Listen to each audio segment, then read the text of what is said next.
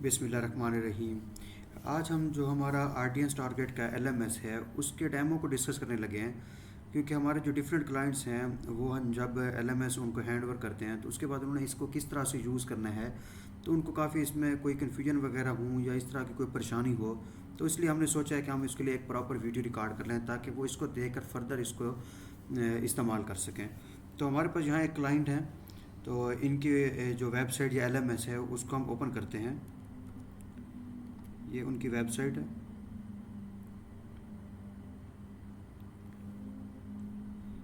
यहाँ पर हम इसको साइन इन करते हैं।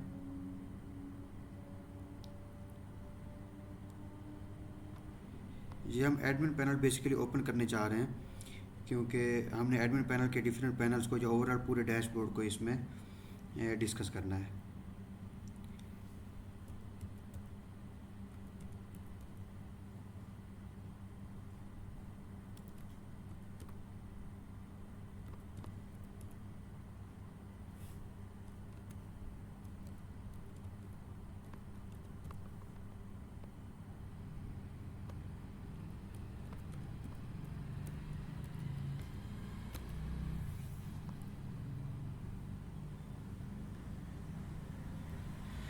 तो इस तरह से ये मेट लाइफ का एडमिन पैनल ओपन हो गया है। सबसे पहले तो फर्स्ट प्रीव्यू जो है ना वो आपको ये वाला शो होगा कि आपके पास टोटल स्टूडेंट्स कितने एनरोल हो चुके हैं, आपके पास टोटल इंस्ट्रक्टर्स कितने हैं, सब्जेक्ट्स कितने आप ऑफ़र कर रहे हैं या एनरोलमेंट्स कितनी हो चुकी हैं। अब यहाँ पर नंबर ऑफ़ स्टूडेंट और एनरोलमेंट डिफरेंट हो सकती है, क्योंकि एक स्टूडेंट डिफरेंट सब्जेक्ट में भी एनरोल हो सकता है। इस तरह से ये उसकी एनरोल्ड अमाउंट है जो आप एक प्राइस सेट करेंगे अपने कोर्स की, ये उसके हिसाब से कैलकुलेशन करके आपको यहाँ पर शो कर लेगा। तो ये तो एक अभी जो है वो एक डमी डाटा है, लेकिन बाद में जब एक्चुअल में आप स्टूडेंट्स एनरोल करेंगे और टीचर्स उनके सारा कुछ होगा तो वो डाटा इस तरह से आपका मेंटेन हो जाएगा। अब उसके बाद हम डिस्कस करते हैं। सबसे पहले हमारे पास बेसिकली 3 अकाउंट्स होते हैं। एक तो एडमिन पैनल होता है, एक टीचर अकाउंट होता है और एक स्टूडेंट अकाउंट होता है। एडमिन पैनल यही वाला है जहाँ से आपने सारी चीज़ें कंट्रोल करनी है। उसके बाद आपका एक होता है टीचर अकाउंट और एक होता है स्टूडेंट अकाउंट। तो सबसे पहले हम ये चीज़ देख लेते हैं कि आपने एक स्टूडेंट अकाउंट जो है वो कैसे बनाना है। तो यहाँ स्टूडेंट पे क्लिक किया, नीचे आपने स्टूडेंट लिस्ट में जाना है। ठीक है, तो यहाँ पर देखें, यहाँ पर लिखा हुआ है ऐड स्टूडेंट। यहाँ पर देखें आप स्टूडेंट का नाम लिखेंगे। उसके बाद यहाँ पर देखें ये स्टैरिक है, ये नाम तो ज़ाहिर सी बात है कंपलसरी है। अबाउट में आप कुछ लिखें या ना लिखें आपकी मर्ज़ी है। उसके बाद डेट ऑफ बर्थ भी कंपलसरी नहीं है। जो फ़ोन नंबर है कंपलसरी नहीं है, लेकिन लिख लें तो बेहतर है। ईमेल कंपलसरी है। इसका मतलब है इस सारी चीज़ों में आप देखें तो एक आपका जो नेम है वो कंपलसरी है, दूसरा ईमेल कंपलसरी है। इसके अलावा जो है यहाँ पर पासवर्ड आप कोई भी बनाकर पुट कर सकते हैं। तो यहाँ पर कंफर्म पासवर्ड करेंगे और सेव स्टूडेंट कर लेंगे। इस तरह से एक आपके पास ये स्टूडेंट अकाउंट बन जाएगा। तो यहाँ पर जब स्टूडेंट लिस्ट होगी वहाँ पर जितने भी आपने स्टूडेंट अकाउंट क्रिएट किए हुए होंगे वो सारे जो स्टूडेंट्स हैं वो आपके पास इस तरह से शो हो जाएंगे। ये अभी हमने आर्टिफिशियल स्टूडेंट्स क्रिएट किए हुए हैं। अच्छा, उसके बाद जो है ये स्टूडेंट हमने देख लिया कैसे होगा। फिर हम जाते हैं इंस्ट्रक्टर में।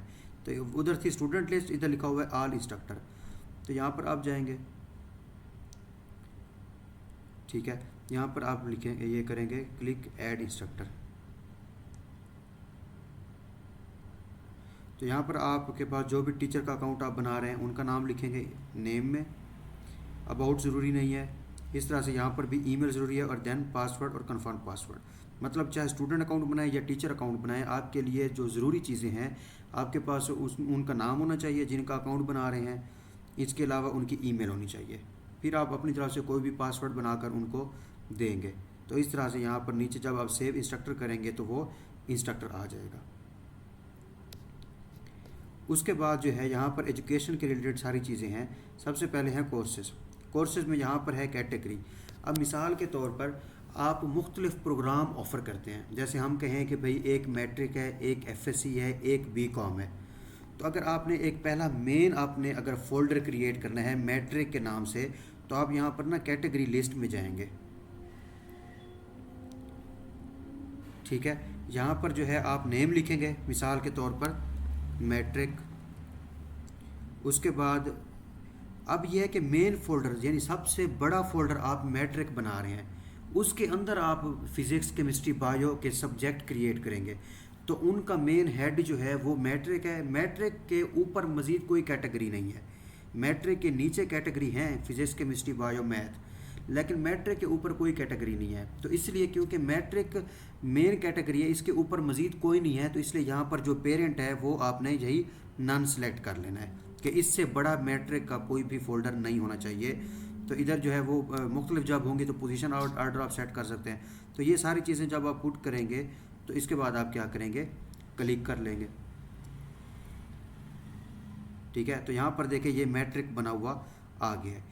अब आप कहते हैं कि भाई मैट्रिक के अंदर जो है ना, मैं कहता हूँ एक 9th क्लास का फोल्डर हो और एक 10th क्लास का हो।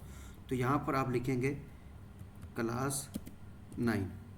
उसके बाद इधर आप आएंगे पेरेंट, तो क्लास 9 का बड़ा फोल्डर क्या है, यही मैट्रिक है ना, क्योंकि ये मैट्रिक में आता है। तो यहाँ पर अब आप मैट्रिक सेलेक्ट कर लेंगे। ठीक है, ये वाला। उसके बाद जो है आप नीचे फिर आ जाएंगे, यहाँ सेव कर लेंगे। अब यहाँ पर देखें कि जो वो कहता है पेरेंट जो था वो मैट्रिक है और इसकी सब क्लास जो है वो क्लास 9th है। इसी तरह से अब ये है कि क्लास 9 के आगे सब्जेक्ट होंगे, डिफरेंट कोर्सेज होंगे, फिजिक्स, केमिस्ट्री, बायो, मैथ। तो वो अब कोर्स कैसे क्रिएट करना है, उसके लिए आपने यहाँ पर आ जाना है, ये ऐड कोर्स लिखा हुआ है।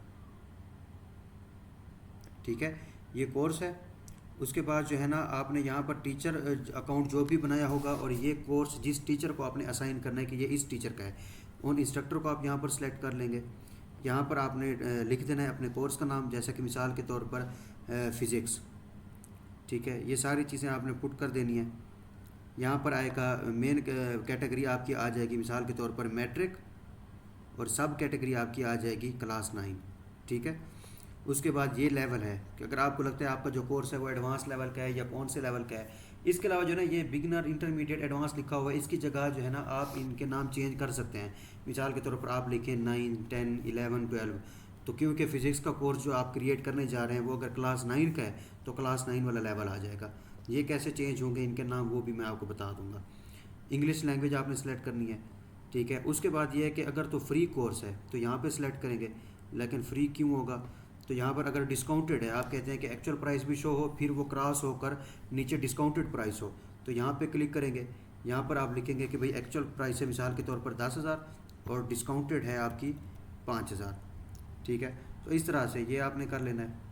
फिर नीचे यहाँ पर आपने कोई थंबनेल के तौर पर एक पिक्चर लगा देनी है उस कोर्स के रिलेटेड, और यहाँ पर ऐड कोर्स कर देना है। तो इस तरह से आपका ये फिजिक्स का कोर्स क्रिएट हो जाएगा।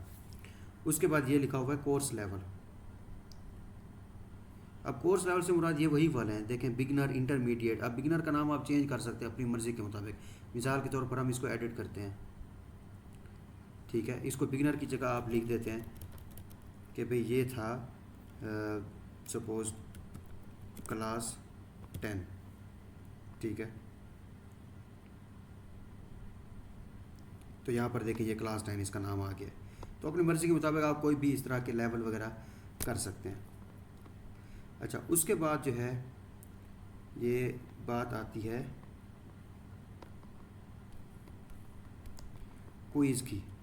अब एक तो क्विज़ ऐसे है कि अगर आपने कोर्स के अंदर टेस्ट क्रिएट करना है उसके साथ तो वो भी हो जाएगा। अगर आप चाहते हैं कि नहीं, कोई स्टूडेंट ऐसा भी तो आ सकता है आपके पास कि वो जो है ना कहे कि भाई मुझे इस सब्जेक्ट का ना सिर्फ टेस्ट की एनरोलमेंट करानी है, मुझे कोर्स पूरा नहीं चाहिए। इसका मतलब है फिर आपको जो क्विज़ है वो भी एक सेपरेट कोर्स के तौर पर यहाँ पर बनाना पड़ेगा, ताकि अगर कोई सिर्फ क्विज़ ले किसी सब्जेक्ट का तो आप उसको सिर्फ क्विज़ की एक्सेस दें। क्योंकि अगर आप क्विज़ कोर्स के अंदर डालेंगे फिर तो आपको पूरे कोर्स की एक्सेस देनी पड़ेगी, जबकि वो तो आपके स्टूडेंट की रिक्वायरमेंट नहीं है। तो इसलिए अगर आप चाहते हैं कि कोर्स के साथ जो है ना क्विज़ अंदर भी हो, लेकिन क्विज़ को अलग से एक कोर्स के तौर पर भी हम क्रिएट करें, ताकि कोई सिर्फ क्विज़ अगर बाय करना चाहे तो हम उसे एक्सेस दे सकें। तो उसके लिए आप यहाँ पर क्या करते हैं, यहाँ पर देखें लिखा हुआ है ऐड कोर्स या क्विज़। ठीक है, तो उसके लिए यहाँ पर जाएंगे, लेकिन उससे भी पहले आप क्विज़ में आएंगे। ठीक है, जब आप क्विज़ में आते हैं ना तो यहाँ पर देखें ऐड क्विज़। ठीक है, अब यहाँ पर मिसाल के तौर पर आप कहते हैं क्लास 9 बायो। अब इंस्ट्रक्टर आप कहते हैं कि अटेम्प्ट ऑल क्वेश्चंस। ठीक है, अब ये 10th हमने लिखा है ना, ऊपर क्लास 9 बायो लिखा है, तो इसकी मेन कैटेगरी आ जाएगी मैट्रिक। सब कैटेगरी क्लास 9 की हमने क्रिएट किया, 10 की नहीं की, तो इसलिए ऊपर भी हमने क्लास 9 की बायो लिखी हुई है, तो यहाँ पर क्लास 9 आ जाएगा सब कैटेगरी। ठीक है, उसके बाद आप कहते हैं कितने परसेंट वाली पासिंग रेशो हो, मिसाल के तौर पर हम कहते हैं 50% वाला पासिंग रेशो है, वो आप कर लेंगे। और इस तरह से अब यहाँ पर लिखा हुआ है सेट रैंडम क्वेश्चन, मतलब ये कि आप जो भी तरतीब क्वेश्चन की लगाएं हर बच्चे के पास मुख्तलिफ तरह की हो, तो वो आप ऐसे सेलेक्ट कर लेंगे।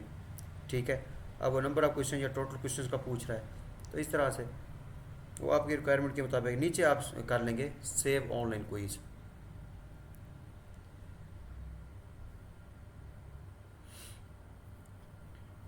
ठीक है, तो यहाँ पर देखें ये क्विज़ क्रिएट हो गया क्लास 9 बायो। ठीक है, और वो कहते हैं ये मैट्रिक में है और क्लास 9 में है। ठीक है, और ये आज की डेट है कि आज आपने क्रिएट किया 28 अक्टूबर को।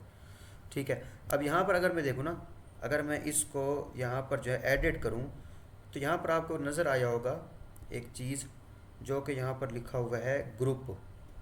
ठीक है, ये वाला ये कंपलसरी नहीं था, लेकिन ये काम आता है एक जगह कि ग्रुप क्रिएट कर लेना चाहिए। वो कैसे काम आता है वो मैं बाद में बताता हूँ। तो जब आपने टेस्ट क्रिएट करना है, सबसे पहला काम आपने क्या किया है, आप यहाँ पर आए थे क्विज़ में, उसके बाद आपने यहाँ ऐड क्विज़ किया। ठीक है, उसके बाद आपने यही अभी वाला बनाया, ये क्लास 9 बायो। उसके बाद आपने आ जाना है कोर्सेज में। ठीक है, इधर लिखा हुआ है ऐड कोर्स या क्विज़।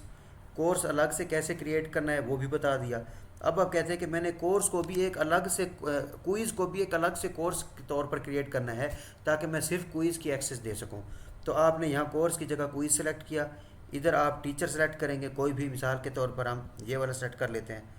उसके बाद जो है ना इसका टाइटल लिखेंगे कि मिसाल के तौर पर क्लास 9 बायो टेस्ट 1 चैप्टर 1। ठीक है, उसके बाद यहाँ पर आ जाएं। यहाँ पर जो है आप ये टेस्ट ज़ाहिर सी बात है आप डिस्टेंस लर्निंग का नाम दे सकते हैं या ऑनलाइन कह सकते हैं, फेस टू फेस तो नहीं है, फिज़िकल तो नहीं है। इसके बाद है यहाँ क्विज़। अब जो आपने अभी क्विज़ के अंडर आपने ऐड क्विज़ किया था क्लास 9 बायो वाला, उसी तरह के जो भी टेस्ट आपने क्रिएट किए होंगे ना, तो जिसको आप उनमें से आप एक सेपरेट कोर्स के तौर पर लगाना चाहेंगे वो सिलेक्ट कर लेंगे। मिसाल के तौर पर यहाँ क्लिक करें और ये वो अब आया हुआ है क्लास 9 बायो।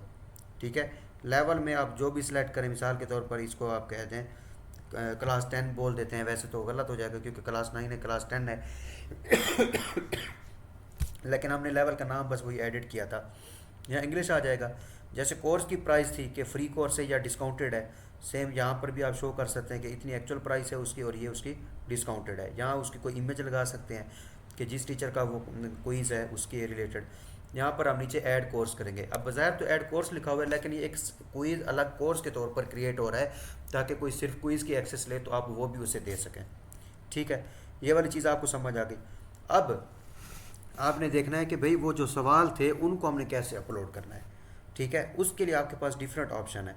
एक आप कह सकते हैं कि ऐड क्वेश्चन, और दूसरा लिखा हुआ है क्वेश्चन इंपोर्ट। मिसाल के तौर पर अगर हम कहते हैं क्वेश्चन इंपोर्ट, क्वेश्चन इंपोर्ट का मतलब ये है कि आपको यहाँ पोर्टल के अंदर एक एक सवाल ऐड नहीं करना, बल्कि आपने क्वेश्चन इंपोर्ट पे आना है। यहाँ पर सैंपल डाउनलोड है। ठीक है, ये डाउनलोड हो गया। उसके बाद इसको ओपन करें।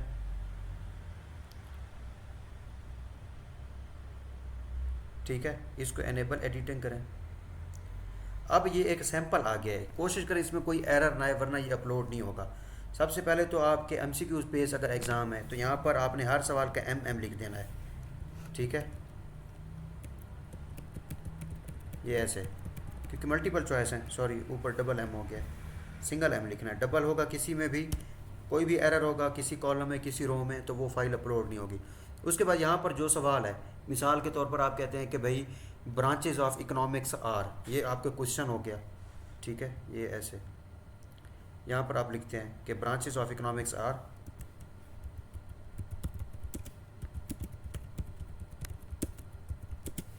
अब आगे कितने नंबर का सवाल आप ये बना रहे हैं, मिसाल के तौर पर ये 3 नंबर का सवाल है।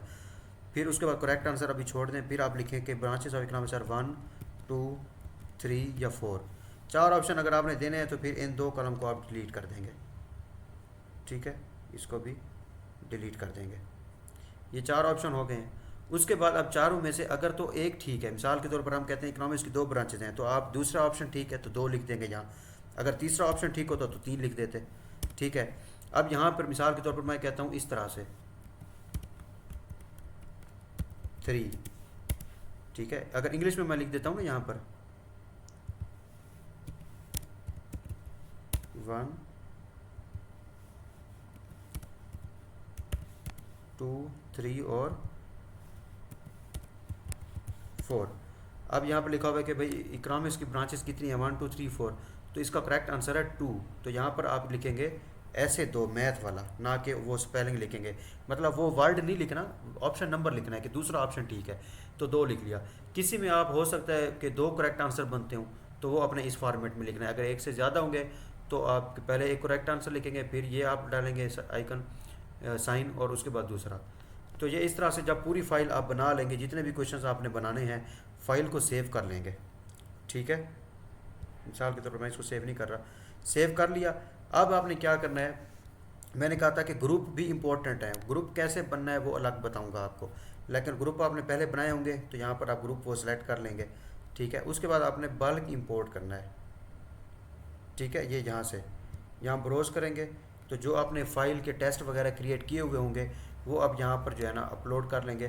तो इस तरह से वो पूरी एक्सेल की फाइल अपलोड हो जाएगी, सारे के सारे सवाल एट अ टाइम अपलोड हो जाएंगे। ठीक है, अगर आप एक एक सवाल ऐड करते हैं तो उसके लिए आप आएंगे यहाँ पर, ये सॉरी ऐड क्वेश्चन। ठीक है, उसके लिए ऐड क्वेश्चन होगा, यहाँ ग्रुप सेलेक्ट करेंगे, क्वेश्चन टाइप मिसाल के तौर पर मल्टीपल चॉइस है, कितने नंबर का है। ठीक है, उसके बाद यहाँ पर नंबर ऑफ़ ऑप्शन कितने देने हैं, मिसाल के तौर पर 4 देने हैं, तो क्रिएट कर लेंगे, 4 ऑप्शन आ गए। फिर चारों में से आप कहते हैं तीसरा ठीक है, तो तीसरे को एज ए करेक्ट आपने सेलेक्ट कर लेना है, फिर नीचे आपने सेव कर लेना है। तो ये एक एक सवाल इस तरह से ऐड होगा अगर आप वो एक्सेल फाइल वाला काम ना करें। ठीक है, ये हो गया। उसके बाद ये जो ग्रुप मैंने बनाया कहा था ना काम आएंगे, तो ये ऐसे कर लेंगे। ये ग्रुप का काम ये है कि अगर आप कहते हैं कि भाई मैं क्वेश्चन जो ऐड कर रहा हूँ ना वो सारे यहाँ पर आते होते हैं, ये लिखा हुआ है क्वेश्चन बैंक। आप फिजिक्स के क्वेश्चन अपलोड करें, बायो के, मैथ के, वो एक ही जगह इकट्ठे होंगे। लेकिन अगर उनको ग्रुप के साथ आप सेपरेट कर देंगे कि भाई ये फिजिक्स के ग्रुप के सवाल हों, ये बायो के हों, ये मैथ के, उससे क्या होगा कि हर ग्रुप में अलग अलग वो बनते जाएंगे। जैसे कि यहाँ पर पीएचपी एक ग्रुप लिखा हुआ है, अगर हम लिखें बायो तो इसका मतलब है वो बायो के रिलेटेड सवाल होगा। तो इस तरह से ग्रुप में ये होगा कि फ़िल्टर लगा के आप वो सेपरेट कर सकते हैं कि बायो के रिलेटेड सवाल जो हैं वो हम अलग कर लेते हैं। तो ये है, लेकिन बहरहाल ऑनलाइन जो क्विज़ है वैसे ठीक है, वर्केबल है, लेकिन ये है कि वो जो है ना इतना प्रैक्टिकल बच्चे जो हैं वो इतना करते नहीं हैं।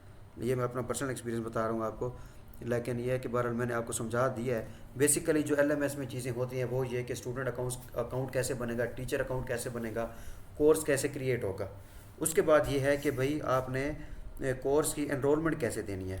ठीक है, तो ये आप ऐसे इसको बंद करें। अब यहाँ पर देखें ये एजुकेशन मेन है, हेडिंग, उसके अंदर ये एनरोलमेंट लिखा हुआ है। यहाँ आएंगे तो न्यू एनरोल आएगा। ठीक है, यहाँ पर आप सेलेक्ट करेंगे जो स्टूडेंट क्रिएट आपने क्रिएट किए होंगे, मिसाल के तौर पर ये वाला, और यहाँ पर जो जो कोर्सेज आपके होंगे, मिसाल के तौर पर कोई भी इनमें से ये वाला, तो इधर स्टूडेंट सेलेक्ट हो गया, इधर कोर्स सेलेक्ट हो गया, आप कर देंगे एनरोल नाउ। ठीक है, अब यहाँ पर इस बंदे को ऑलरेडी हमने कोर्स दिया हुआ था वही वाला, तो इसलिए ऐसे आ गया। तो मिसाल के तौर पर आप कहते हैं कि भाई कोई और ट्राई कर लेते हैं, वैसे क्या पता ये डमी के तौर पर सारी एक्सेस दिए हुए हों, लेकिन वो एक और एक्सपेरिमेंट कर लेते हैं। ठीक है, कि ये स्टूडेंट है और ये कोर्स है, ये देखें सक्सेसफुल एनरोल्ड दिस कोर्स, ये हो गया। उसके बाद ये कि जब आप एक स्टूडेंट अकाउंट बनाएंगे उस स्टूडेंट के पास ईमेल जाएगी, जब आप एक टीचर अकाउंट बनाएंगे उस टीचर के पास ईमेल जाएगी, क्योंकि अकाउंट बनाते हुए आप उनकी ईमेल पुट करते हैं ना। उसके अलावा जब आप एक कोर्स की एक्सेस देते हैं तो इसकी ईमेल जाती है आपकी उस स्टूडेंट के पास भी कि तुम्हें जो है इसकी एक्सेस मिल गई है, उस टीचर के पास भी जाती है कि भाई आपके कोर्स में फ़लाँ बच्चा एनरोल हो गया है, ताकि कोई भी यहाँ पर कोई टीचर को शक ना रहे कि पता नहीं मेरे कोर्स में कितने बच्चे एनरोल्ड हैं। तो जैसे ही किसी बच्चे को आप एक्सेस देते हैं उस टीचर के पास फ़ौरन ईमेल जाती है, उसे पता चल जाता है कि मेरे पास मेरे कोर्स में एनरोलमेंट हो गई है। उसके बाद अगर किसी को आपने रिफ़ंड या कैंसिल करना है तो उसकी एक्सेस आप यहाँ पर कैंसिल कर सकते हैं। ठीक है, ये इस तरह की बाकी जो चीज़ें हैं वो इतना ज़्यादा इस्तेमाल होने वाली आपकी नहीं है। ठीक है, अगर आपने कभी वैसे पूछना हो कि भाई ये कैसे इस्तेमाल होंगे तो वो मैं बता दूंगा, लेकिन जो बेसिक काम है जो मोस्टली क्लाइंट्स अपनी हाथ में रहकर काम करते हैं, क्योंकि अब ये जो सिस्टम सेटिंग है, अब इसमें मैं कहूँ कि जनरल सेटिंग्स में जाकर मिसाल के तौर पर, ठीक है, अब यहाँ पर लोगो जो है वो अब डेली थोड़ी आपने चेंज करना है या इस तरह की जो चीज़ें हैं, तो ये डेली इस्तेमाल वाली नहीं है। डेली इस्तेमाल वाली है student account, teacher account, course कैसे क्रिएट करना है, क्विज़ कैसे क्रिएट करना है, ठीक है, 1 बाय 1, या फिर एक्सेल की फ़ाइल किस तरह से, या एक्सेस कैसे देनी है, रिफ़ंड या कैंसिल कैसे करना है। ठीक है, तो ये सारी चीज़ें मैंने आपको बता दी हैं। मज़ीद अगर कोई कन्फ्यूजन हो तो आप व्हाट्सएप पे मुझसे कॉन्टैक्ट कर सकते हैं। Thank you so much and अल्लाह हाफिज़।